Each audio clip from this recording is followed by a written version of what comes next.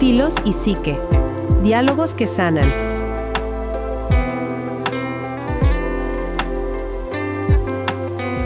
Bienvenidas y bienvenidos a este espacio para sentir, pensar y cuestionar. Iniciamos.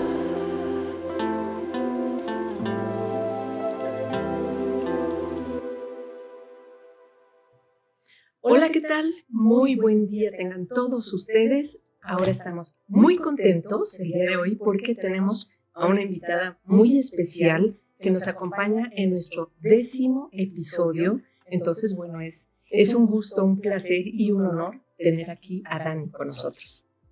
Hola, muchas gracias por la invitación y un gusto estar con ustedes. Bienvenida, Dani, y pues nos gustaría invitarte. Bueno, pues ya estamos aquí reunidos. Pensamos en que será muy importante. Hace unos meses habíamos dialogado sobre el estado de cosas en nuestro país, el estado de cosas en nuestro país en torno a la violencia, y se nos ocurrió en aquella ocasión que pudiéramos tener esta conversación, este conversatorio acerca de la violencia.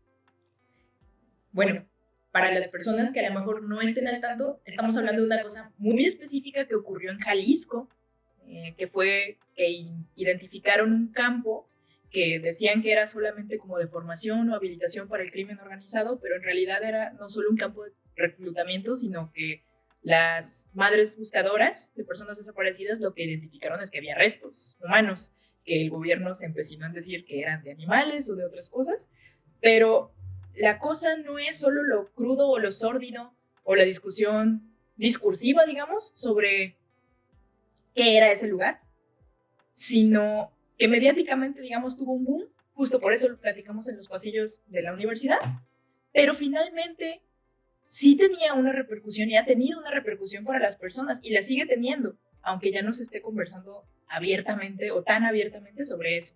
Y bueno, a mí me parece paradójico que se invierte tal vez en presupuestos de seguridad, en cosas pues, muy dudosas, por ejemplo, rentar Cybertrucks para que anden ahí circulando y haciendo un espectáculo para, a decir del gobernador, dar una mayor percepción de seguridad. Pero bueno, esa percepción de seguridad no se traduce en algo tangible en términos de seguridad. Yo pensaba que la violencia es algo que nos rodea y bueno, con cierta frecuencia en redes sociales también me lo preguntan, bordeándolo un poco. ¿Qué hacemos para vivir en climas en donde todo es tan incierto? Y es incierto en términos de permanecer con vida o de vivir libres de violencia. Se vuelve algo convencional.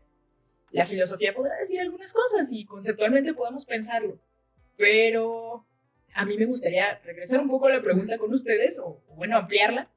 ¿Qué hacen o qué puede decir que abona la psicología a esta conversación sobre personas que nos socializamos, crecemos o tratamos de sobrevivir en espacios con altos índices de violencia? ¿Qué se puede hacer desde allá?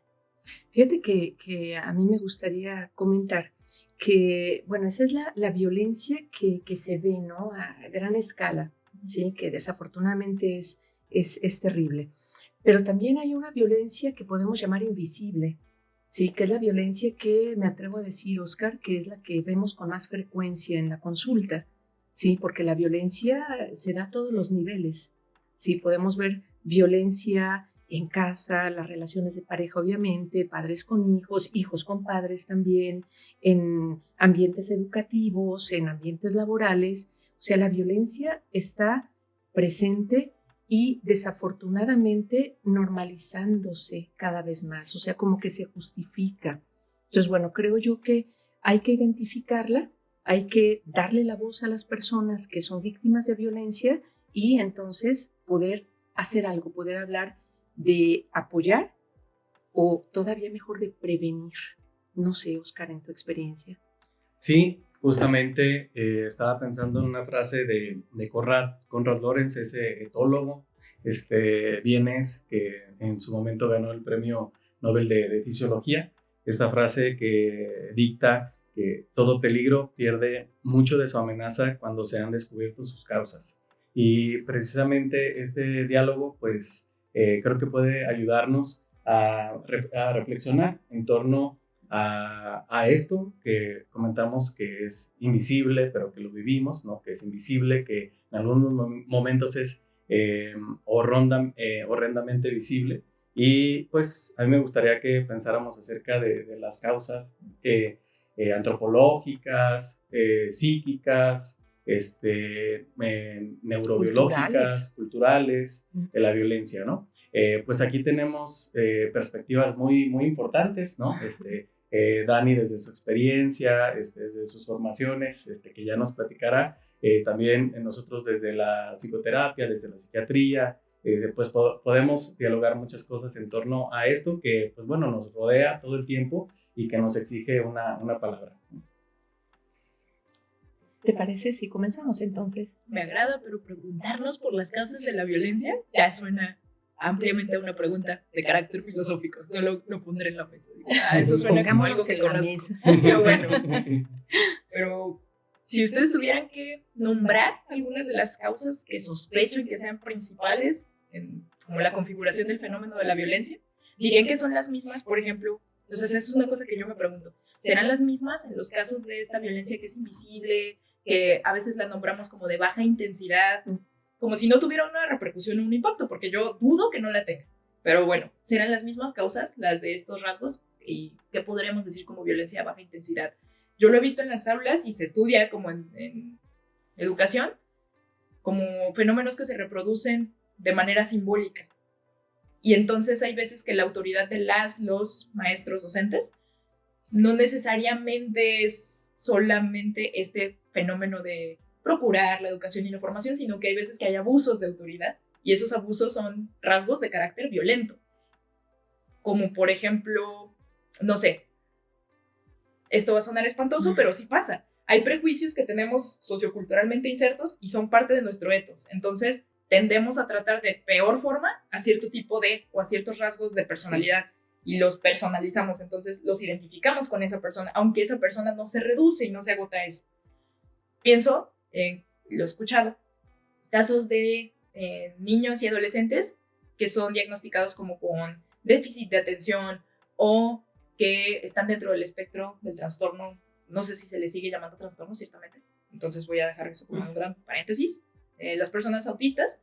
Entonces, las profesores esperan ciertas conductas y comportamientos y al no darse de esa forma, es decir, por ejemplo, si un niño no se sabe estar sentado, el niño está mal y entonces la forma de corrección o de tratar de ajustar la conducta es por medios violentos. Y son comentarios o hay veces que sí son como físicos el asunto, ¿no? Como de, veis, siéntate ahí.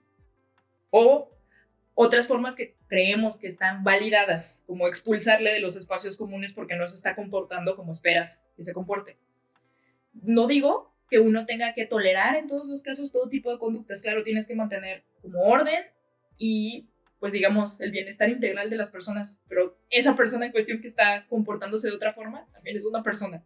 ¿Por qué justificamos que ahí haya incidencia de violencia? Y decimos, eso es normal. O sea, eso es lo que incluso eso es lo que tiene que hacer el maestro o la maestra. Sí, y justo pensaba, ahorita que lo comentabas, en pacientes que tengo y que he tenido que se dedican a la docencia, que son profesores. Y creo que nos estabas hablando de una fotografía particular del fenómeno de la violencia. Y se me ocurre que si vamos sacando distintas fotos, ahora cuando pienso en esos docentes que han venido a consulta, personas con una depresión prolongada, una depresión crónica, con mucha ansiedad, porque se enfrentan a las demandas del propio grupo de niños, ¿no? que ya tienen en sí pues muchos retos, ¿no? Muchos retos por la diferencia de niveles educativos, precisamente también por las conductas violentas que vienen desde casa, la violencia que enfrentan de los reclamos de los padres, la violencia que enfrentan de la propia institución que le pide a los profesores una serie de resultados, una serie de evaluaciones, amedrentándolos pues, bueno, con perder el trabajo, con no darles más horas, o exigiéndole resultados que van más allá de lo educativo. Y que bueno, si esto que estoy diciendo no se identifica directamente con el bullying del que hablamos, que sucede con los niños, pues también en las personas de los profesores se sufre por parte del entorno. Y eso solamente para decir que la fotografía de la violencia, pues bueno, pues es mucho más amplia, ¿no? Fíjate que, bueno, pensando en causas, ¿no? O sea, ¿a qué se debe? ¿De dónde viene? Se habla de que la violencia tiene un origen multifactorial, o sea, es multifacético, ¿no? O sea, no podemos hablar de un solo factor que esté definiendo o dictando que una persona va a tener esa conducta violenta. Y mucho ojo también, las personas que son víctimas de violencia, también no hay algo pues que determine específicamente. Hay cuestiones culturales, ¿sí? Hay cuestiones de patrones familiares muy importantes, ¿no? ¿Por qué hablaba de las víctimas? Porque muchas veces se aprende también a aceptarse como víctima. ¿Sí? No estoy diciendo que sean culpables, no. Claro. Sino que es algo como que se aprende, si mi madre fue golpeada, pues entonces seguramente así debe de ser. Entonces, bueno, estas cuestiones, si hablamos de temas de adicciones, por ejemplo, las personas que tienen alguna adicción son más propensas a ser violentas, obviamente. Las personas que han vivido en un ambiente violento, familiar, que han presenciado la violencia, ni siquiera que han sido víctimas directamente, sino que indirectamente han convivido con la violencia, ¿sí? Creo yo que estos factores están allí como muy presentes. Obviamente hay algunas cuestiones, por ejemplo, de personalidad. Hablamos de algunos trastornos de personalidad que son como muy fácilmente relacionados con temas de violencia, ¿no? Por ejemplo, las personas que tienen algún trastorno de la personalidad limítrofe, ¿sí? Tienen accesos de violencia de la nada, ¿sí? Y que luego muchas veces no existe como la culpa, el arrepentimiento, o sea, simplemente, bueno, así es y se acabó. Estamos hablando pues de enfermedades, ¿no? De la personalidad y bueno, entre otras cosas. Además, la presión social, la exigencia que hay en todo sentido, la exigencia que hay en todos los niveles de tienes que dar más, tienes que ser más, tienes que ser el mejor, tienes que llegar antes, tienes que hacer las cosas mejor que el otro. Entonces, si tengo que pisar al otro, pues se normaliza de alguna manera que lo pise con tal de que yo esté arriba. Eso es violencia también, ¿sí? Es lo que yo pudiera decir, algo de lo que pudieran ser algunas de las causas, pero es un fenómeno muy complejo. Sí, y pensando que es un fenómeno complejo, a mí me parece muy importante esta distinción que hacía Konrad Lorenz acerca de la agresión como un fenómeno que se hace presente en todos los seres vivos, pero que en los seres humanos hablamos de violencia. ¿Sí? Eso me parece una distinción fundamental, muy importante, porque bueno, pues como seres vivos, por supuesto que bueno, no nos podemos zafar de esa condición agresiva, ¿no? Que bueno, que está en nosotros y que está presente incluso, bueno, cuando nacemos, ¿no? Y nos asimos al pezón de nuestra madre, ¿no? Con una cierta fuerza, ¿no? Con una cierta fuerza. Y bueno, pues pensemos en los deportes de competencia, ¿no? Donde ahí se dirige esta agresión, ¿no? Pero la violencia creo que implica otras dimensiones, ¿no? Una dimensión simbólica, ¿no? Una dimensión en donde incluso en los seres humanos podemos ver que la agresión toma las reglas del juego, ¿no? Y creo que ahí ya hablamos de violencia, ¿no? Sabemos de juegos en donde pues niños, adolescentes y adultos pues se hacen daño de manera cotidiana, ¿no? En las escuelas, en las organizaciones y bueno, pues creo que cuando ya introducimos otros elementos, pues estamos hablando de violencia. Que hasta donde alcanzo a recordar, porque ya hace tiempo que leía Lorenz, él decía que la diferencia entre agresión y violencia era que en el reino, sobre todo hablando del comportamiento animal, si mal no recuerdo en ese texto, tenía un límite, es decir, y el límite normalmente se circunscribía a no liquidar al otro. Es decir, claro, si ya hay que comer a otro, pues bueno, evidentemente sí va a implicar la muerte. Pero, por ejemplo, y sí distingue entre diferentes especies, no todo el tiempo son agresivas entre sí. De hecho, hay relaciones como de mutualismo, de apoyo. Las de depredación o las que tienen que ver como con la cadena alimenticia, pues bueno, evidentemente sí van a detonar esos comportamientos y es, digamos, lo convencional en el conjunto del reino animal. Pero entre la propia especie, los que escalan a niveles que no podemos todavía ni alcanzar a comprender, somos los seres humanos. Y justo porque ya no está ese límite. Normalmente un animal podría ser, por ejemplo, no sé si han visto estas peleas felinas o de perritos, animales domésticos que conviven, y es una forma de plantear un límite. Bueno, estás invadiendo o territorio, espacio, o algún tipo de alimento, o estás poniendo como en riesgo algo que siento que sea parte indispensable del mantenimiento de la vida. Supongamos animales que no han estado en condiciones de violencia alrededor, porque sí, eso configura otras cosas. Pero bueno, si fuera ese el caso, ahí se de la agresión, es como un pequeño mordisco de aviso.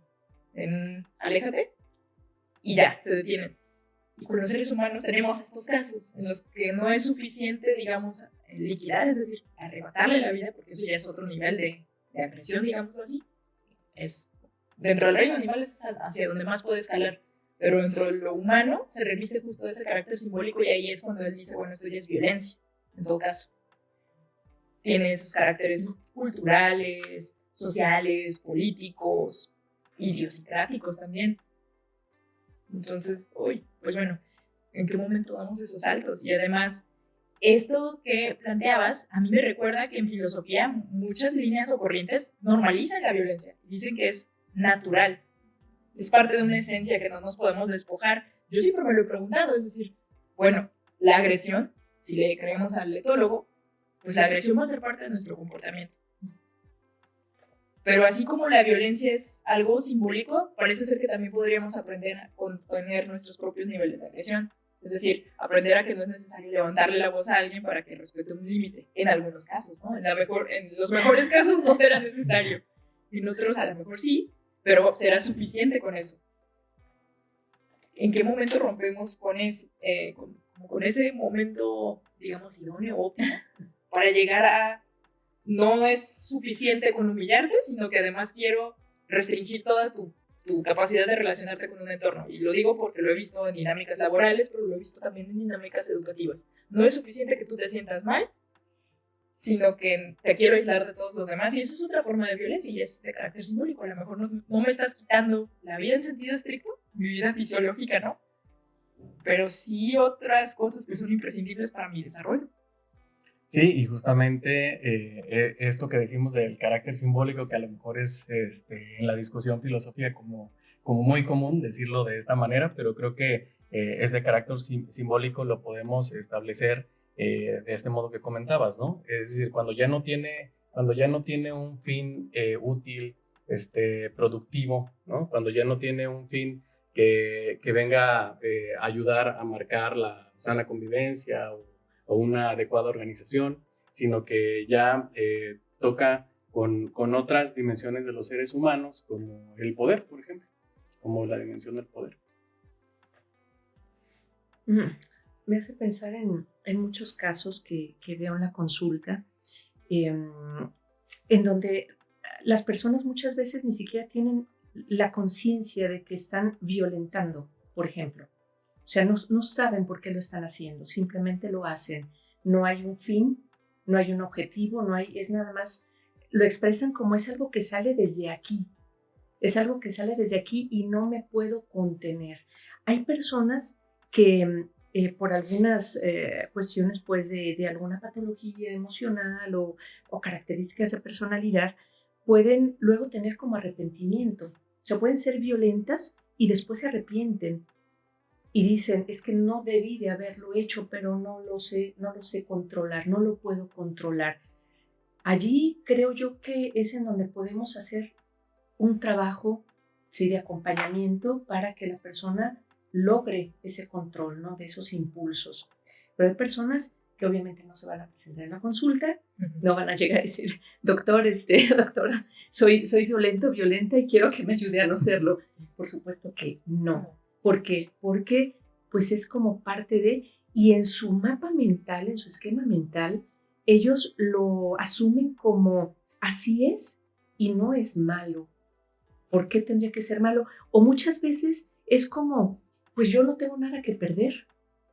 Entonces, si yo no tengo nada que perder, si yo lastimo a una persona y a mí luego me hacen daño, como yo no tengo nada que perder, como vengo de una situación disfuncional, un medio desfavorecido, no tengo como objetivos claros en mi vida, pues lo voy a seguir haciendo, ¿sí? Y desafortunadamente creo yo que hay grupos que se aprovechan de personas con estas características, entre otras, para utilizarlas y que puedan cometer esos actos, ¿no? O sea, ser como los que ejecutan el acto violento, ¿no? Lo sé.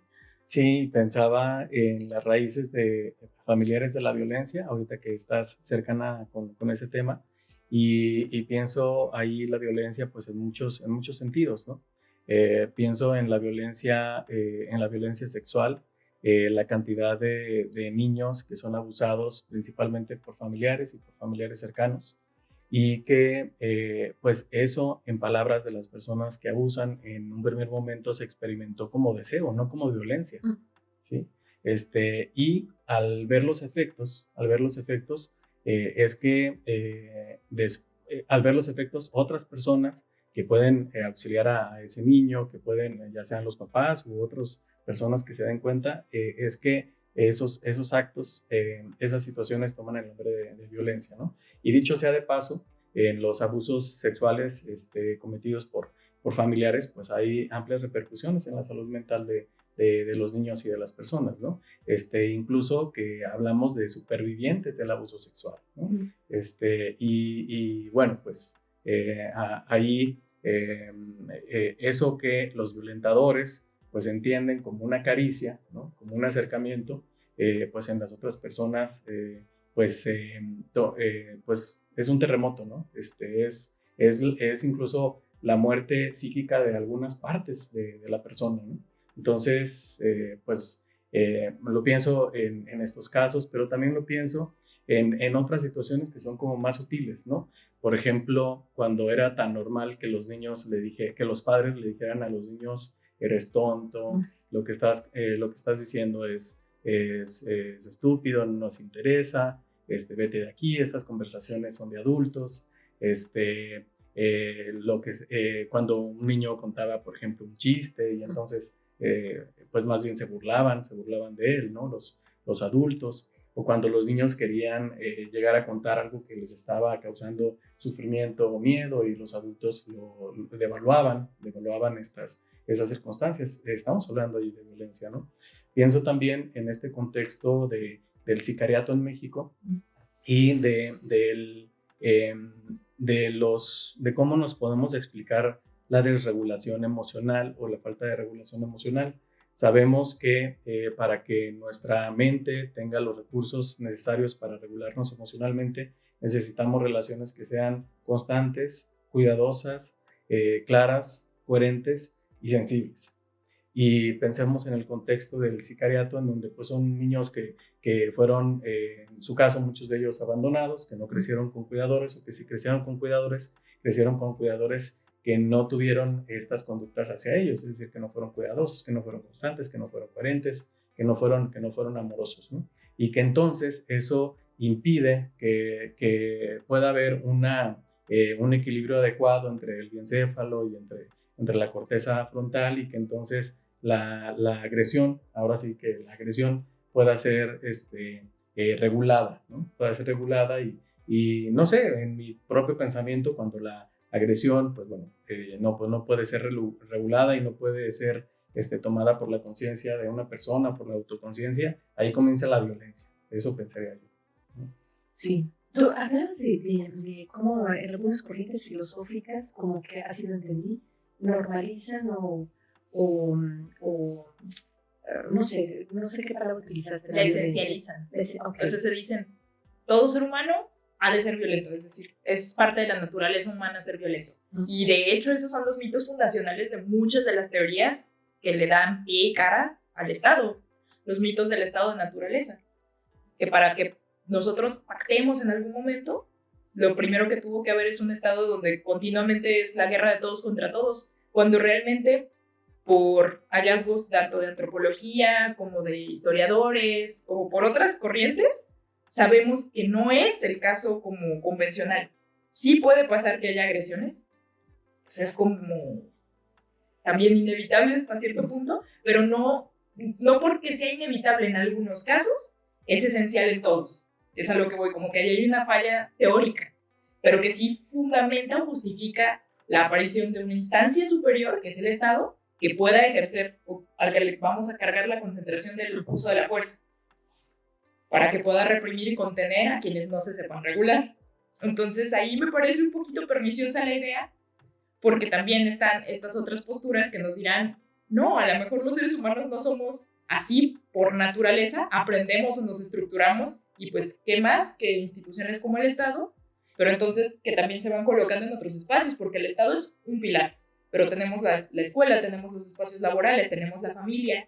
Si todos ellos se fueron configurando en algún momento con arreglo a este mito fundacional, pues que no todos estamos suponiendo ciertos grados de agresión, control y poder, y los estamos justificando en ciertos casos sí y en ciertos otros no.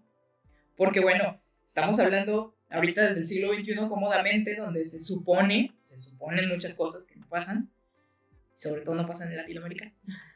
Se supone que las relaciones, por ejemplo, matrimoniales ya son por consenso, hasta hace muy poco se reconoce también la figura de la violencia sexual en el matrimonio, es decir, que puede haber relaciones sexuales sin consentimiento, y eso ya fue una gran novedad, pero es un derecho básico que parte de eso. No puedes ir a transgredir límites de otras personas ni forzarlas a hacer cosas que no quieren hacer, por más que sean personas con las que convives diariamente. Están muy justificados esos rasgos, los mismos que comentaba Oscar. Yo digo, bueno, también tenemos un entorno cultural que lo justifica en muchos casos, no en todos. Nos dice quiénes sí, quiénes no, bajo qué contexto.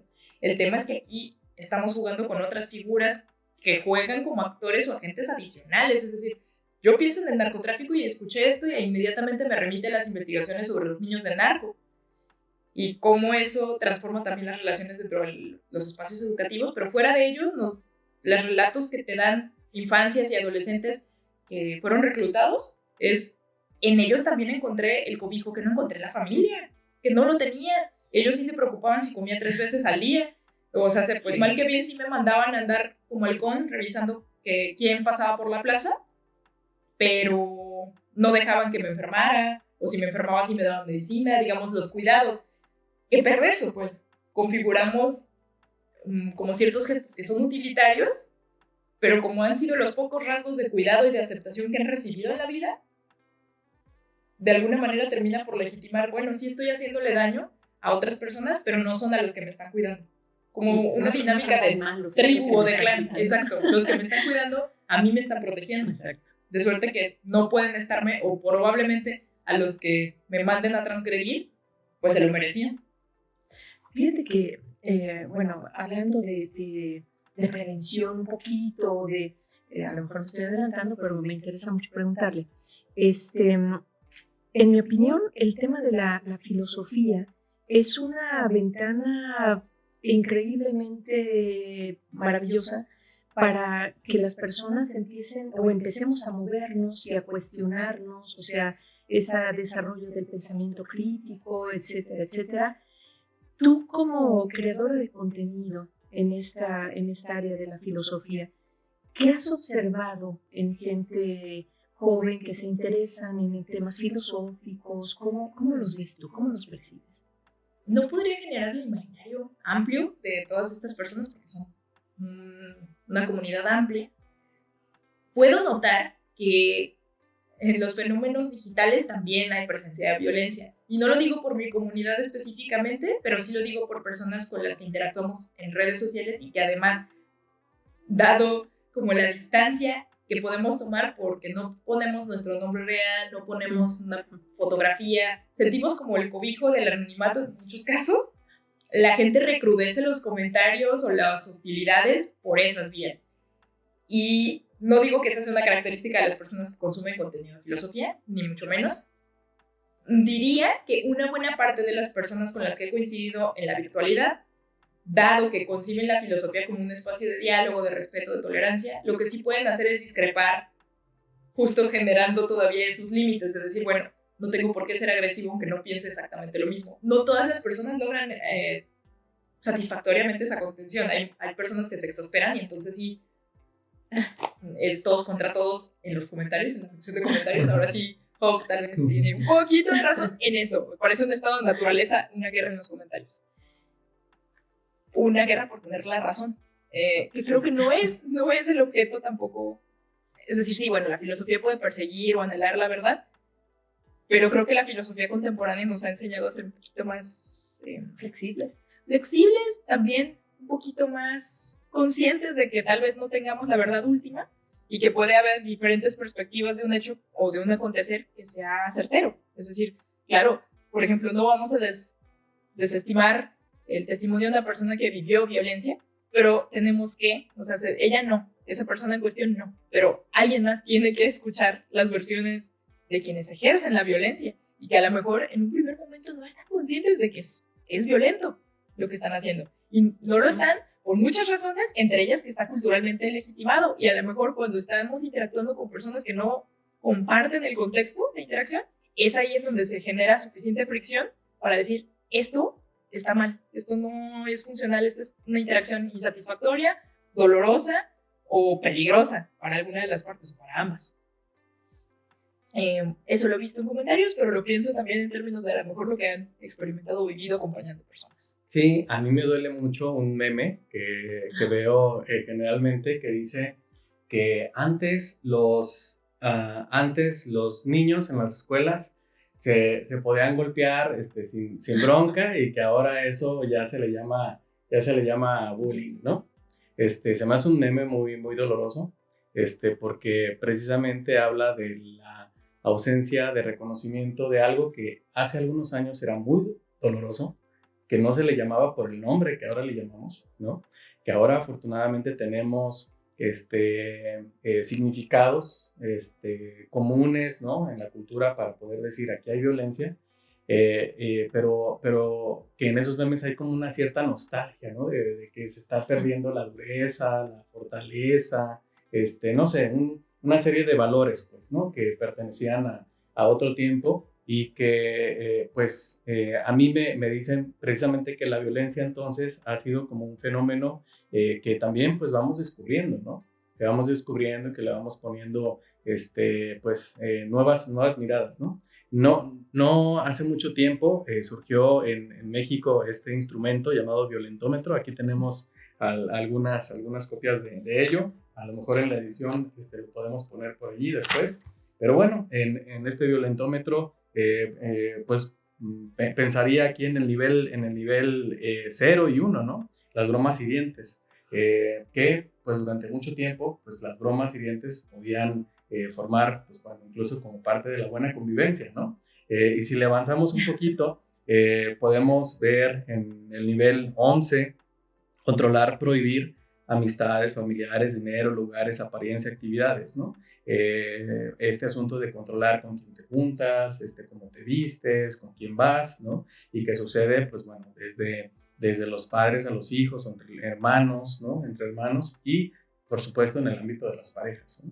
Y si avanzamos un poquito, bueno, pues es una escala del 0 al 30, pues en el 24 ya tenemos por ahí amenaza de muerte, forzar una relación sexual y bueno, pues hay una serie de conductas que están aquí graficadas y que pues tuvieron que graficarse de esa manera porque descubrimos que hay un montón de situaciones, un montón de personas que aunque vivían esto y se sentían mal, no encontraban o no les parecía claro por qué se estaban sintiendo como se estaban sintiendo, por qué se estaban sintiendo mal, devaluados, con poca salud mental, ¿no?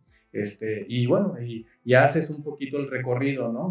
De cómo viven las personas y entonces vas encontrando, ¿no? Vas encontrando estas dinámicas. Pienso en la consulta, hay una serie de casos que creo que pues se repiten desgraciadamente se repiten pues en el consultorio y que yo los llamo estos casos en donde los hijos crecieron atrapados de la voluntad de sus padres, ¿no? O sea, hijos que ya tienen, no sé, 40, 50 años y que siguen atrapados en la voluntad de sus padres o de sus madres y que pues son atrapados porque en esa relación se fue fraguando con estas conductas que parecen como muy sutiles, ¿no? De reclamos, de manipulación, que tenían la intención de que esa relación permaneciera todo el tiempo de la misma manera, es decir, que esos hijos no crecieran, no fueran independientes y que,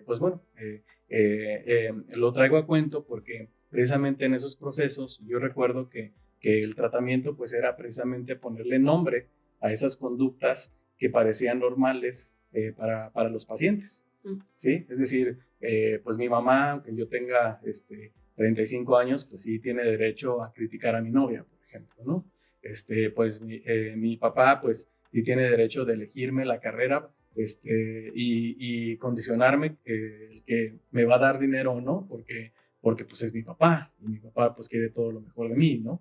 Y que como creces en ese entorno, pues parece que así es, que así son las cosas, ¿no? Y ahí es donde pues me venían a la mente estas acciones terapéuticas, ¿no? Que hacemos pues para visibilizar la violencia y que haya una autoconciencia sobre ella. Yo creo que este instrumento, el violentómetro, me resulta muy interesante porque nos da ejemplos o nos pone, pues nos define qué es lo que puede ser actos de violentos, ¿no? Lo que ya mencionabas. Y desafortunadamente los primeros 10, me atrevo a decir, son tremendamente normalizados. Y cuando, por ejemplo, en la consulta, al menos es la experiencia que yo puedo compartir, lo señalamos a la persona que nos está comentando, es que mi esposo me cela, es que me culpa, dice que es por mi culpa, o los hijos, ¿no? Es que mis padres dicen que por mi culpa están ellos en esta situación y que tuvieron que endeudarse, qué sé yo, una serie de cuestiones, pues están presentes todo el tiempo. Y el problema es que pues va lastimando la salud mental, la salud emocional. Y en personas que tienen cierta predisposición, en personas que son más vulnerables que otras, esto puede desencadenar, puede ser un factor desencadenante para algunas enfermedades, para algunos problemas, por ejemplo, problemas de depresión, problemas de ansiedad, problemas postraumáticos, trastornos postraumáticos, no se diga, ¿sí? Y bueno, lo que ya comentábamos al principio, ¿no? Él está repitiendo patrones, ¿sí? Hasta que alguien, por eso hacía alusión pues al pensamiento crítico y todo esto, alguien se detiene un poco y se hace la pregunta, ¿no? Acerca de 1000 cosas, no solamente de esta es la forma de vivir que corresponde, que quiero, que puedo, que debo, que como se lo planteen, pero que se hagan la pregunta y que es ahí en donde se puede romper como una herencia de patrones que pues causan daños inimaginables. Que a mí lo que me parece es que es toda una discusión porque justo estos primeros, sí, tal vez los primeros 10 están bastante normalizados, regularizados, son parte de una convención social aceptable en muchos espacios. Y cuando alguien se atreve a cuestionarlos, la primera persona que se atreva como a poner en tela de juicio aquello, va a ser mal vista. E incluso las propias víctimas pudieran ponerse en su contra para decir, ahí hay un chivo expiatorio y mira, yo pasé bien, ¿no? O sea, si yo no estaba haciendo nada, ¿no? Yo solo estaba aguantando vara. Pasa en los espacios educativos, pasa en los espacios laborales, cuando alguien le dice, oye, no te pueden hacer firmar tu acta de renuncia por anticipado, si apenas vas a ingresar al espacio. Si a alguien se le ocurre decir ese comentario, sobre todo esa persona va a recibir como hostigamiento o va a recibir otras formas de violencia. Tú contabas este ejemplo, ¿no? De la nostalgia generacional porque fuéramos duros, que no es dureza y no es disciplina, es crueldad.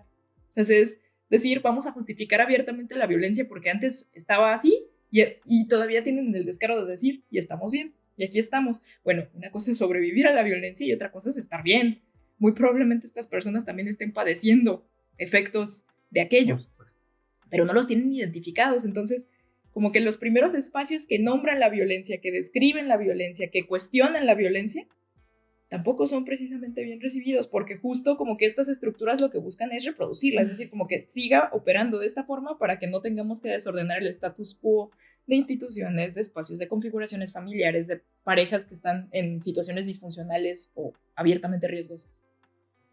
Sí, regresando un poquito, me quiero regresar a una cosa que dijiste hace rato acerca de las condiciones culturales de la violencia, y estaba recordando una película, y creo que también la han visto, esta película, no recuerdo si fue de los 90s, Los dioses deben estar locos, no sé si la recuerden, pero bueno, lo que me venía a la mente es una escena en donde, bueno, está sobrevolando una avioneta es muy probable sobre una tribu de Masái en África, en esa escena presentan a esa tribu como una tribu en donde todo el mundo se lleva bien, en donde los padres con los hijos son cariñosos y donde todo el entorno tiene una característica, que no hay cosas duras.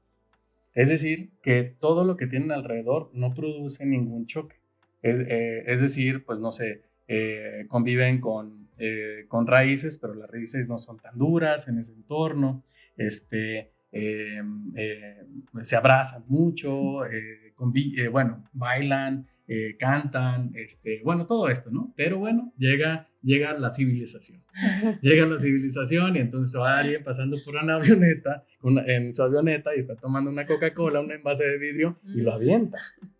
Y entonces cae en la tribu. Y ahora sí hay una cosa dura dentro de la tribu. Y entonces, pues les parece muy extraño. Primero, ellos creen que los dioses les enviaron este envase, ¿no? Y no saben para qué sirve. Y entonces lo comienzan a probar. Pero en esto que comienzan a probarlo, pues de repente alguien, pues, ¡pum!, ¿no? Descalabra a la otra persona, ¿no? Pero como es algo que los dioses enviaron, pues todos lo quieren. Y entonces se produce la envidia. Y entonces todos ahora, después de tener, digamos, como pues una muy buena convivencia, ahora no pueden dejar de tener en su mente poseer ese objeto. Y entonces comienzan a tomar el objeto y no se produce una pelea sino varias, hasta que uno de ellos entiende que eso que fue lanzado, ese objeto duro, está trayendo toda esta violencia, discordia, y entonces lo regresa a los dioses y lo avienta, ¿no? Y me venía esto a la mente porque, bueno, pues creo que un ejercicio crítico, así como pensamos en otras perspectivas dentro de la familia, pues es muy importante pensar que pues hemos sido educados, orientados ideológicamente, simbólicamente, pues en tener que competir, en defender, en aniquilar, ¿no? Como lo hemos dicho.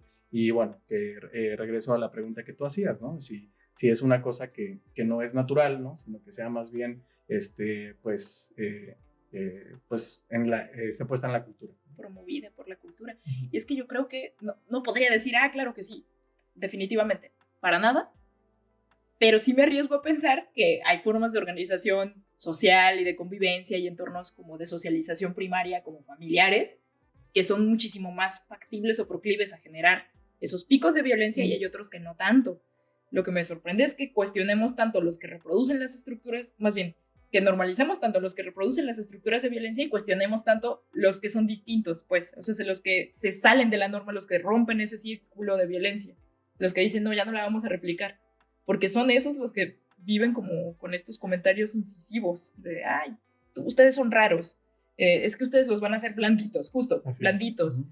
A la generación Z por andar diciendo cosas tales como respeta cómo me veo, respeta con quién me relaciono, esto no afecta en nada a ti, esto atañe a mi existencia y a mi vida y es un mínimo, ¿no? No hagas estos comentarios hostiles, no hagas estos comentarios que sean machistas o abiertamente como homofóbicos. Todas estas luchas que tienen que ver con el reconocimiento y el cuidado mutuo, como los mínimos del respeto, son como deslegitimadas desde ese lugar, de decir, no, es que sí tienes que aguantar. Todos hemos aguantado, por lo tanto ustedes aguanten. Y fíjate que esto pasa incluso con los cuidadores principales. O sea, por ejemplo, un niño o niña que es víctima de violencia sexual, por ejemplo, que ha sido tocado por alguien, un amigo, un tío, qué sé yo, dentro del mismo núcleo familiar, cuando lo habla, se le pide que calle, se le pide que no hable, se le pide que... ¿Por qué? Porque de alguna manera eso puede alterar el equilibrio. ¿Qué van a decir? ¿Nos van a hacer a un lado en la familia? E incluso puede haber problemas muy fuertes a nivel familiar, porque si acaso una mamá, un papá, habla con quien fue el acosador, el agresor, lo alejan de la familia. ¿Cómo puede estar diciendo eso? Y le quitan el derecho a hablar al niño, a la niña que fue agredido. O sea, como que su voz no vale, lo habrá inventado, será una fantasía, a lo mejor se lo imaginó. Y eso es sumamente delicado, porque como decíamos, luego esto, pues lo van arrastrando, y por supuesto que deja una huella tremendamente grande, ¿sí? Y con muchas consecuencias, pues, para la misma persona. Y esto creo que también es conveniente mencionar el tema de la violencia autoinfligida, porque estamos hablando, bueno, de la violencia hacia afuera, etcétera, pero las personas que se quieren quitar la vida, ¿sí? Las personas que se autolesionan, por ejemplo, o que se quieren quitar la vida como consecuencia de haber sido violentadas, ¿no? Que ya no pueden con el dolor, con el sufrimiento, y que piensan en el suicidio como la opción para dejar de sufrir o dejar de cargar con eso, porque se cuestionan si realmente son culpables de eso que les pasó, que eso es algo súper frecuente en la consulta. Es que a lo mejor yo hice algo. Oye, tenías 4 años, ¿cómo pudiste haber hecho algo, no? O estabas en una situación de vulnerabilidad total. Y es muy difícil luego tratar de ayudar en ese proceso para que la persona pueda sanarlo. Fíjate que ahorita que comentas esto, yo he aprendido de la psicoterapia y lo he aprendido como una cosa personal, que si hay una cosa que podemos hacer en la psicoterapia es ayudarnos a nosotros mismos y a nuestros pacientes a eliminar la violencia autoinfligida. Creo que esa es como una labor de la vida, ¿no? Precisamente por esto que estamos diciendo, de las múltiples capas de la violencia que están sobre nosotros, desde la cultura hasta la familia, hasta de nosotros mismos hacia nosotros mismos, ¿no? Y que creo que en cualquier interacción que los pacientes nos cuentan o que nosotros vivimos, está implicado este asunto, ¿no? Ya sea de que yo violente al otro, de que la relación tenga elementos violentos o de que yo me violente a mí mismo, ¿no? Y creo que es una gran labor, ¿no? de la psicoterapia o de las labores educativas, ¿no?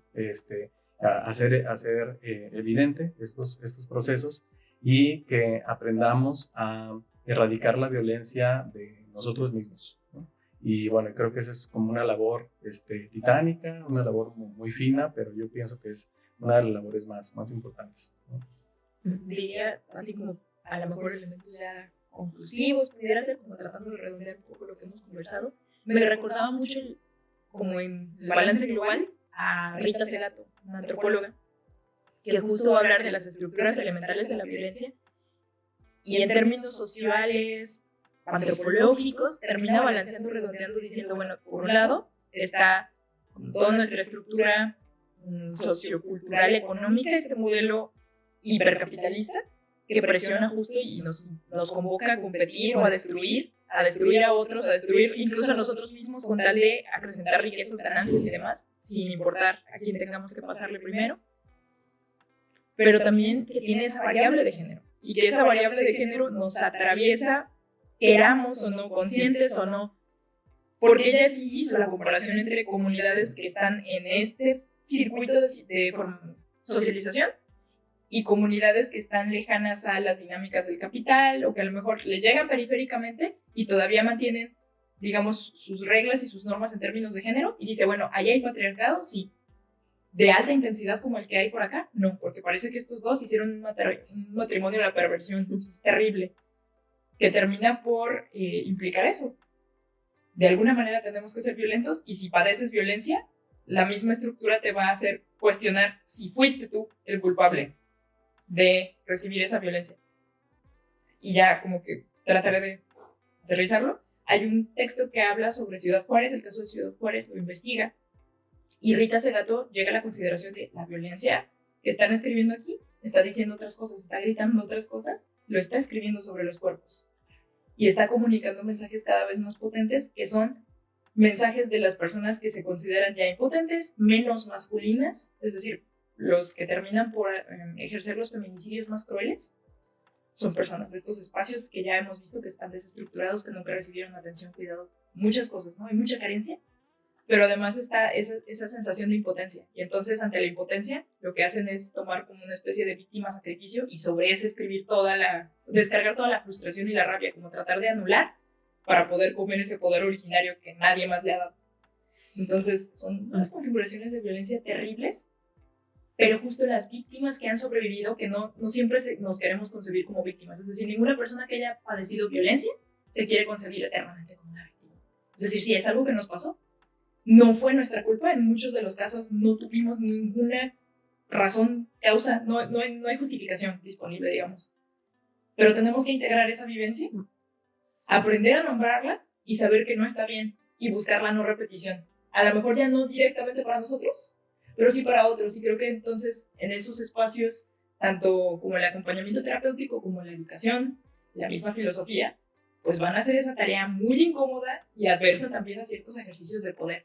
Creo que una de las formas más bellas de combatir la violencia, digamos, de desterrar la violencia, me parece como un mejor modo de nombrar eso, es hacer colectivos de personas que hayan vivido la violencia, que digan, es que esto no es tolerable y no es justificable tampoco. Entonces, digamos, desnormalizan el asunto. Pues te agradecemos muchísimo, Dani. Fue un episodio muy importante en el que reflexionamos cosas fundamentales, que yo creo que es muy productivo y que, bueno, también inaugura pues nuestros episodios con invitados especiales e importantes, y te agradecemos de verdad mucho que estés aquí con nosotros. Y que seguramente no va a ser la primera vez que te invitemos y esperamos que aceptes nuevamente acompañarnos, porque es un placer charlar contigo. Muchas gracias a ambos. Gracias. Hasta pronto. Hasta pronto. Chao. Hasta la próxima. Filos y Psique. Diálogos que sanan.